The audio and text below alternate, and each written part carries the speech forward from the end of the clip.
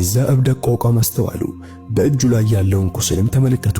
ከሁሉም በላይ ደግሞ በአይኖቹ ውስጥ ከ15 ዓመታት በፊት በሌላ አንድ ወታደር አይን ውስጥ ያዩትን እሳት ወይንም ወኔ ተመለከቱ።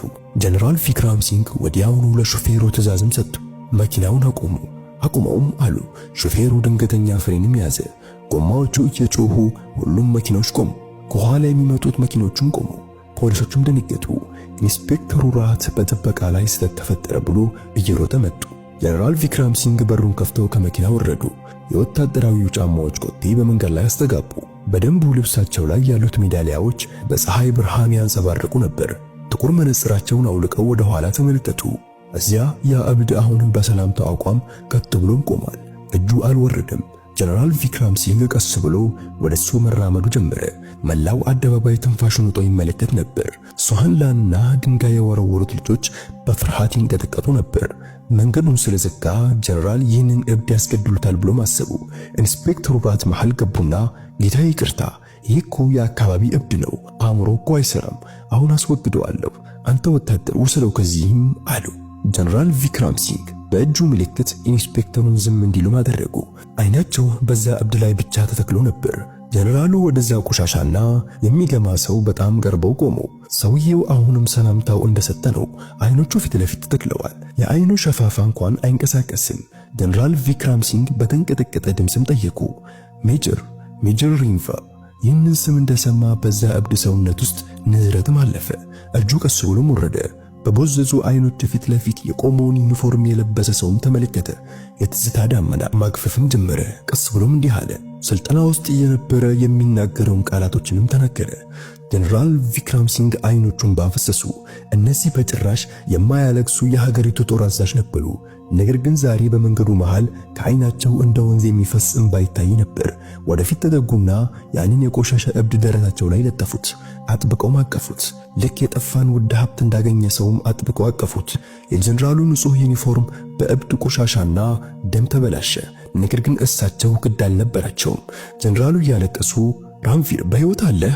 አንበሳዬ በሕይወት አለህ? እኛ እኮ ሞተሃል ብለን ደምድመን ነበር 15 ዓመት ሙሉ። 15 ዓመት የት ነበርክም አሉት። ሕዝቡ በድንጋጤም ጸጥ አለ። ፖሊሶች እንደ ሐውልት ደርቀውም ቀሩ።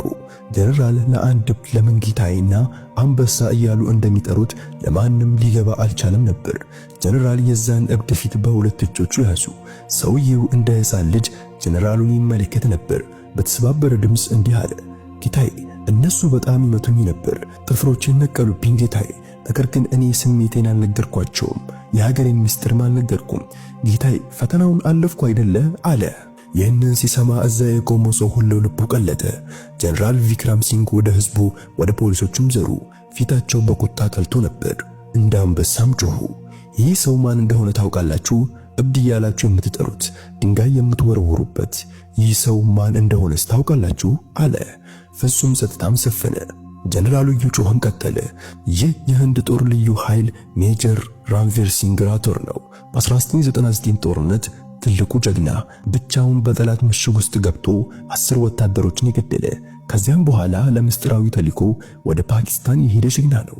እኛ ተይዞ ተገሏል የሚል መረጃ ነበር የደረሰን። ነገር ግን እሱ በዛ እስር ቤቶች ሲሰቃይ ኖረ 15 ዓመት። ማሰብ ትችላላችሁ። ለ15 ዓመታት ጠላት እያንዳንዱን የሰውነት ክፍሉን ሰባብሮታል፣ እብድም አደረጉት። እናም በሆነ ተአምር ወደ ሀገሩ ሲመለስ የገዛ ሀገሬ ሰዎች የኔን ጀግና ለማኝ ያደረጉት። የጀነራል ድምፅ ተሰነጣጠቀ። አፈርኩባችሁ። በነጻነት የምትተነፍሱት አየር የዚህ እብድ ስጦታ ነው። እሱ ወጣትነቱን፣ ቤተሰቡን፣ አእምሮውን፣ ሁሉን ነገር ለእናንተ ሲል አጣ። እናንተ ግን ምን ሰጣችሁት? በድንጋይ ወገራችሁት፣ ስድብ ሰደባችሁት። የሱቁ ባለቤት ሶሃንላን አንገቱን በአፍረትም ደፋ። ድንጋይ የወረወሩት ልጆች በህዝቡ ውስጥ መደበቅም ጀመሩ። የኢንስፔክተሩ ራቲ አይኖች እንባ ቀረሩ። እስካሁን እብድ ተብሎ ሲጠራ የነበረው ሜጀር ሪንቫር ከኪሱ ያን የቆሸሸ የፕላስቲክ ባንዲራ ወጣና በተንቀጠቀጡ እጆቹ ለጀነራልም ሰጣቸው። እንዲህም አለ፣ ጌታዬ ባንዲራው መውደቅ የለበትም። ሀገራችን አዳናት አይደል አለ። ጀነራል ቪክራም ሲንግ ባንዲራውን ተቀበሉና ግንባራቸው ላይ ነጠፉት። ወዲያው አብረውት የነበረውን የሕክምና መኮንንም ጠሩ። ዶክተር ቶሎ አምቡላንስ ጥራ፣ ሜጀሩ ወደ ወታደራዊ ሆስፒታል መወሰድ አለበት። ይህ የቪአይፒ ሕክምና መሆን አለበት። ምንም አይነት ጉድለት እንዳይኖር ጥንቃቄ አድርግ። ከዚያም ጀነራሉ ራሳቸውን የሜጀር ራንቨርን የተቀደደ ልብስ አስተካከሉለት። ከኪሳቸው ማበጠሪያ አውጥተው ፀጉሩን አስተካከሉለት። ከዚያም በሁሉም ፊት ለዚያ እብድ ሰላምታ ተሰጠ። በዚህ ጊዜ ሰላምታው ከአንድ ጀነራል ለአንድ ሜጀር የተሰጠ አልነበረም። ይልቁንም ከአንድ ወንድም ለአንድ ወንድም፣ ከአንድ ሰው ለአንድ አምላክ የተሰጠ ነበር የሚመስለው። ይህንን ሲመለከት የነበሩ በሺዎች የሚቆጠሩ ሕዝብ ማጨብጨብም ጀመሩ። ለእናት ሀገር ክብር ይሁን የሚሉ ጩኸት ማስተጋቡ። ጀነራሉ የሜጀር ራንቫርን እጅ ይዘው ራሳቸው በሚቀመጡበት የመኪና ወንበር ላይ ማስቀመጡት። የመኪናው ሰልፍ ከዚያ ሲንቀሳቀስ ሜጀር ራንቫር በመስኮት ወደ ውጭ ይመለከቱ ነበር። ፊቱ ላይ እረፍት ይነበብም ነበር፣ ምክንያቱም ቤቱና ማንነቱን አግኝቷልና። በኋላ እንደታወቀው ሜጀር ራንቫር መስታወት ስለማይችል ፓኪስታን እንደ እብድ ቁጥራ ድንበር ላይ ጥላው ነበር። እየተንከራተተ ነበር ወደዚህ ከተማ የመጣው። በወታደራዊ ሆስፒታል ከታከመ በኋላ ወታደር መሆኑን ማስታወሰ። ዛሬ ቤቱን አግኝቷል። ሰራዊቱ ሙሉ ክብርና ደሞዙን ሰጥቶታል። ነገር ግን ጥያቄው አንድ ጀግና ለመለየት ሁሌም የጀነራል መምጣት መጠበቅ አለብን ወይ የሚለውም ትልቁ ጥያቄ ነበር።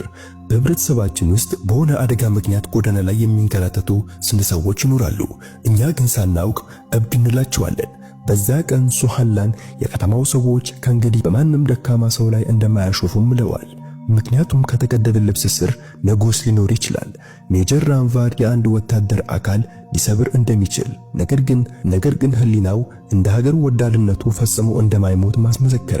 ይህ ታሪክ የሚያስተምረን ዛሬ የምናከብረው ነጻነት ዋጋ በሌለ ሰው ህይወት እንደተከፈለ ነው። በመንገድ ላይ ለባንዲራ ክብር የሚሰጥ ሰው ካያችሁ አታሾፉበት። ጓደኞቼ፣ በሀገራችን ውስጥም እንደዚህ ክብር የሚገባቸው ሰዎች ክብር አጥተው ሲንከራተቱ እንመለከታለን። ሀገራችን ሰላም ያገኘችው በእነሱ ሰበብ ሊሆን ይችላል እና እብድ ተብለው የሚታሰቡ ሰዎች ወደው አይደለም እብድ የሆኑት። ስለዚህ ለእነሱ ክብር መስጠት አለብን። የዛሬው ታሪካችን ይህን ይመስላል። ይህን ታሪክ እንዴት ተመለከታችሁት? ታሪኩን ከወደዳችሁት ቪዲዮውን ለሌላ ሰው ሼር ማድረግም እንዳትረሱ። በሌላ ቪዲዮ እስከምንገናኝ አሰላሙ አለይኩም ወራህመቱላሂ ወበረካቱ።